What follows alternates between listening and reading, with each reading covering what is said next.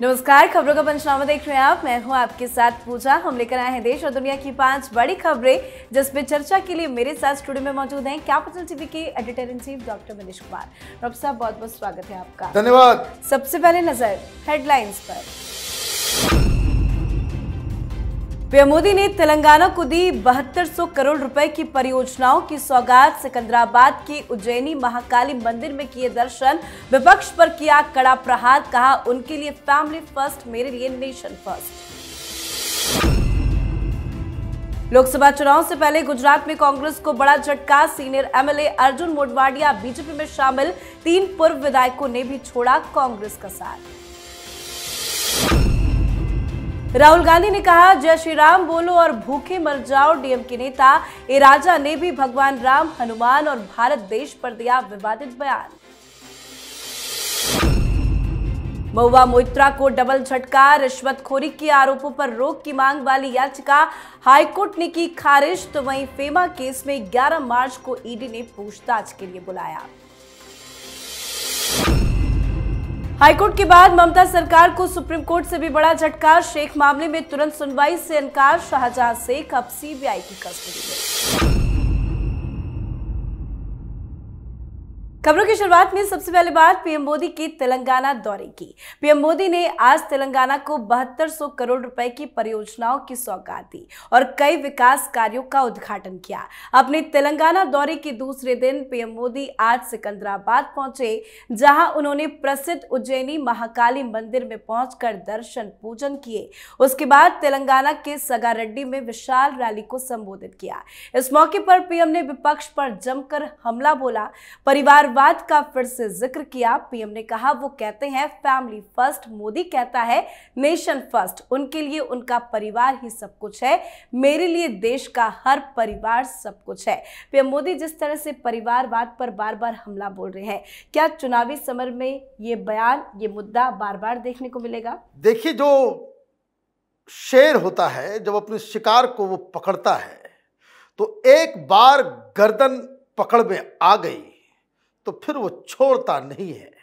Mistake विपक्ष की तरफ से हो गया और अभी भी तेजस्वी यादव और तमाम लोग परिवार को लेकर के बयानबाजी इनकी जारी है। इनको समझ में नहीं आ रहा कि प्रधानमंत्री मोदी घूम घूम कर अपने आप को जनता से जोड़ते चले जाएंगे और ये तमाम विपक्ष की पार्टियों के ऊपर परिवारवाद का आरोप ऐसा चिपकेगा कि इनके पास उसका जवाब नहीं होगा।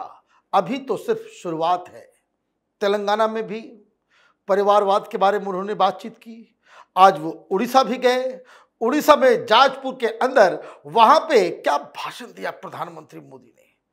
उन्होंने कहा कि देश मेरा परिवार है और सबसे बड़ी गारंटी मोदी है।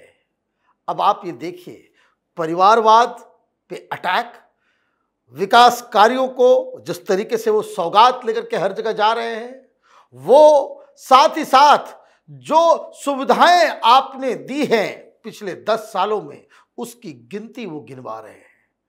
फर्क बिल्कुल साफ है। एक तरफ लोग परिवार के ऊपर बातचीत कर रहे हैं, कटाक्ष कर रहे हैं कि माताजी की मौत के बाद बाल क्यों नहीं मुड़ाया गया, शेव क्यों नहीं किया, और दूसरी तरफ प्रधानमंत्री मोदी विकास के एजेंडे को लेकर के जा रहे हैं और साथ में हिंदुत्व वो तो पीछे से दमक ही रहा है। तो ये मुझे लग रहा है कि विपक्ष के पास प्रधानमंत्री को घेरने के लिए कोई मुद्दा नहीं बचा है और इसलिए ये पूरा मैच वन साइडेड होता चला जा रहा है। तो पीएम मोदी चुनाव से पहले जबरदस्त एक्शन में नजर आ रहे हैं, तो वहीं चुनाव से पहले कांग्रेस पार्टी को झटके पर झटके लग रहे हैं। बड़ा झटका अब कांग्रेस को गुजरात में लगा है। कल ही कांग्रेस छोड़ने वाले वरिष्ठ नेता अर्जुन मोढवाडिया आज बीजेपी में शामिल हो गए। गुजरात बीजेपी अध्यक्ष CR पाटिल ने उन्हें भगवा टोपी पहनाकर पार्टी में शामिल कराया। साथ ही पूर्व विधायक अबरीश ढेर और मुलू भाई कंडोरिया ने भी बीजेपी का दामन थाम लिया और बताया जा रहा है कि अब और बड़े बड़े नेता कांग्रेस छोड़कर बीजेपी में शामिल हो सकते हैं। गुजरात में कांग्रेस पार्टी के लिए ये कितना बड़ा झटका होगा? देखिए, अर्जुन मोढवाडिया कांग्रेस पार्टी के गुजरात में सबसे बड़े लीडर हैं और उनका जाना और जो उन्होंने कारण बताए हैं वो बहुत ही डैमेजिंग है। जो जानकारी मिल रही है वो ये कि दिल्ली में जब ये खबर आई कि अर्जुन मोढवाडिया पार्टी छोड़ने वाले हैं, उनको समझ में आ गया कि वो भारतीय जनता पार्टी में जाने वाले हैं। उन्होंने कल इस्तीफा दिया था। कल शाम से ही दिल्ली से लगातार बड़े बड़े लीडर्स अर्जुन मोढवाडिया को कन्विंस करने में जुटे हुए थे। उन्होंने साफ साफ कहा कि नहीं, अब मैं वापस यू टर्न नहीं ले सकता। 4 कारण उन्होंने गिनवाए।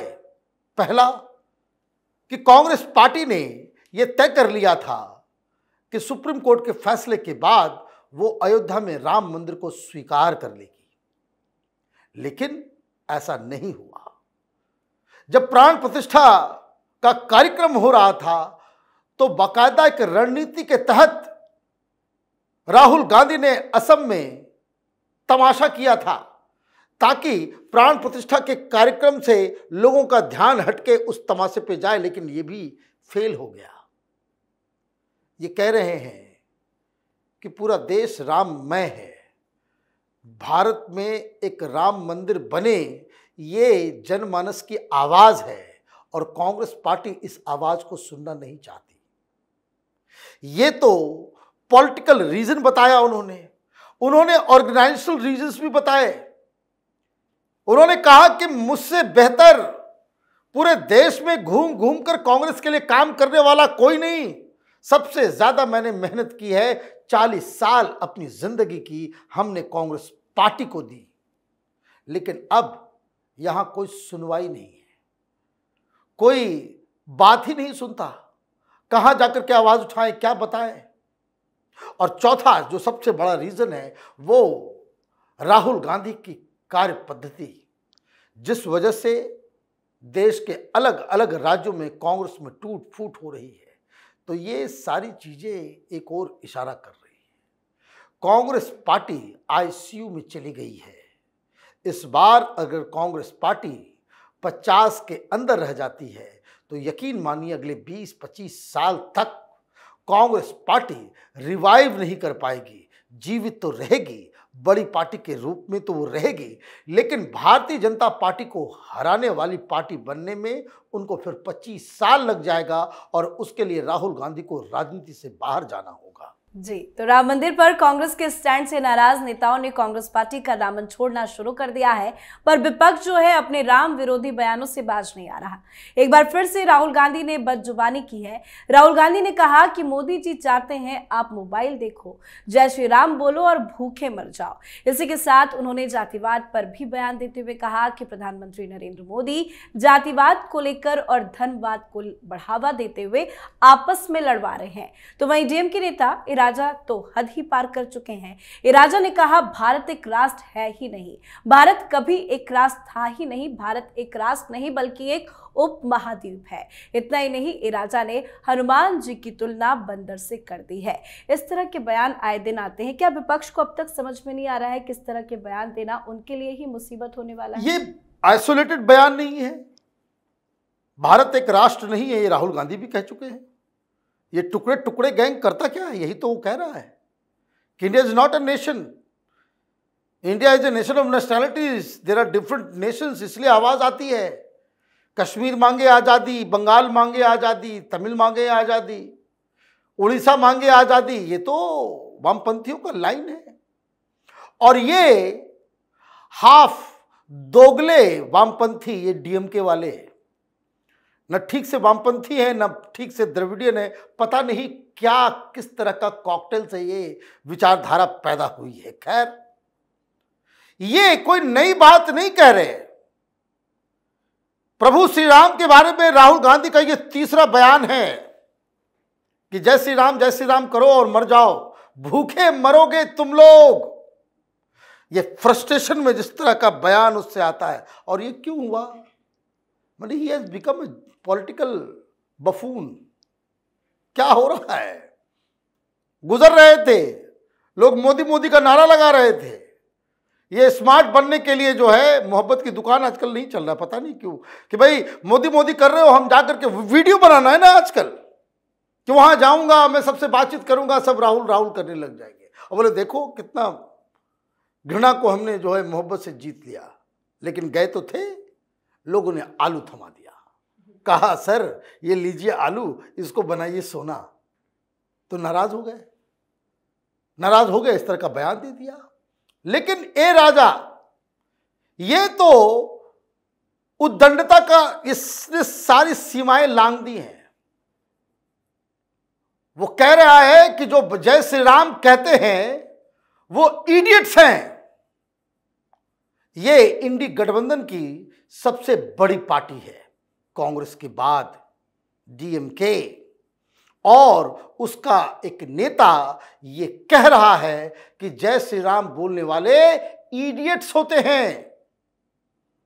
कांग्रेस पार्टी कुछ नहीं बोल रही, कोई आवाज नहीं आ रहा। या कहां है केजरीवाल, कहां है अखिलेश यादव, लालू यादव? ये जो अपने आप को इंडी गठबंधन के लोग बता रहे हैं, क्या कोई कंडेम करेगा कि वाकई ये लोग मानते हैं कि जो जय श्री राम का नारा लगाने वाले हिंदू हैं वो इडियट्स हैं? ये सब अपनी बर्बादी की तरफ चल नहीं, दौड़ रहे हैं। जी, अब बात कैश फॉर क्वेरी मामले में फंसी टीएमसी नेता और निष्कासित लोकसभा सांसद महुआ मोइत्रा की।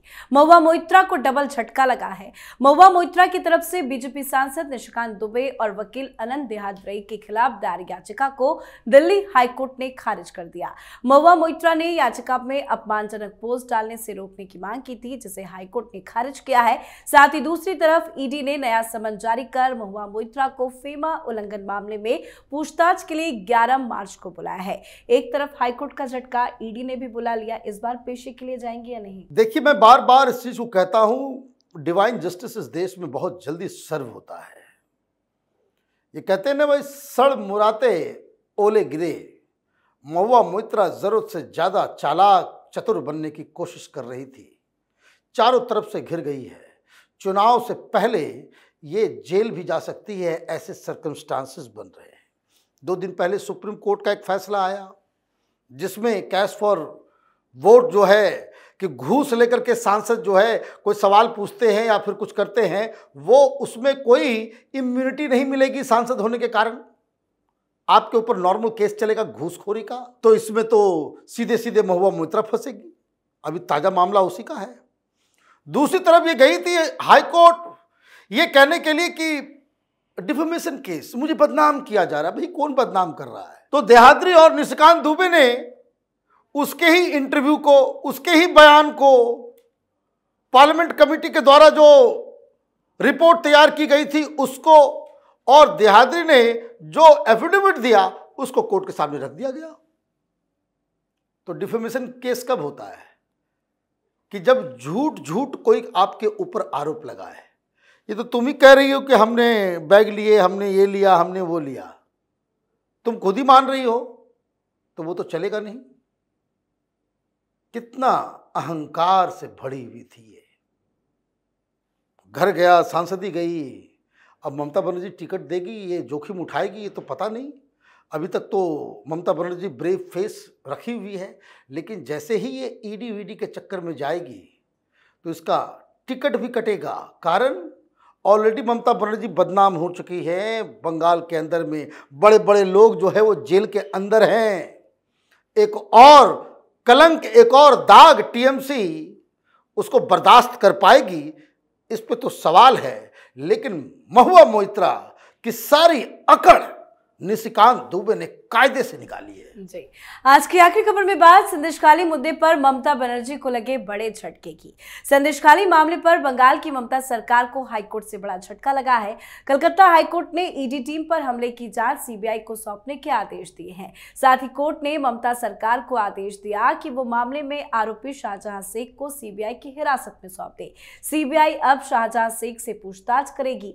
तो वहीं हाईकोर्ट के इस आदेश को ममता सरकार ने सुप्रीम कोर्ट में तुरंत चुनौती दी, पर सुप्रीम कोर्ट ने फौरन सुनवाई से साफ साफ इनकार कर दिया। शाहजहां शेख अब सीबीआई की कस्टडी में है। ये कितना बड़ा झटका ममता बनर्जी के लिए है? ये तो शर्मनाक है। इससे ज्यादा क्या शर्मनाक बात हो सकती है? एक व्यक्ति जिसके बारे में आदिवासी गरीब हिंदू महिलाएं चीख चीख के गुहार लगा रही हैं कि ये तो एक दानव है, बहु बेटियों को उठा ले जाता है। ये तो मुगल कालीन भारत में जो राजा होते थे वो इस तरह का काम किया करते थे। वो मेडिवल सिस्टम बंगाल में ममता बनर्जी के नाक के नीचे चल रहा था। और जब वो हाईकोर्ट के आदेश पे, जब हाईकोर्ट ने इस केस को ये कह दिया कि सीबीआई ईडी कोई भी गिरफ्तार कर सकती है शाहजहां शेख को, तो 55 दिनों के बाद उसको बाकायदा प्रोटेक्टेड तरीके से गिरफ्तार किया गया। आपने ईमानदारी से उस पर एक्शन लिया होता जब उसने ईडी के ऊपर हमला किया था, नॉन बेलेबल केसेस लगाए होते, तो हाईकोर्ट कुछ आपके साथ सिंपैथी भी रखती। हाईकोर्ट ने साफ कहा ममता बनर्जी की सरकार, उसकी पुलिस के ऊपर कोई भरोसा नहीं है, सीबीआई के हवाले करो। केस भी सीबीआई के हवाले हो गया। अब दिक्कत क्या है? दिक्कत यह है कि ममता बनर्जी ये सारी चीजें होने के बावजूद शाहजहां शेख को बचाने सुप्रीम कोर्ट आ जाती है। इसलिए ये शर्मनाक है।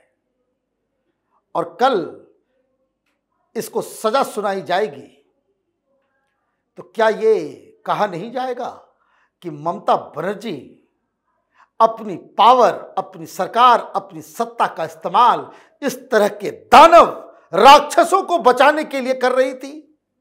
मतलब TMC is equal to jungle Raj.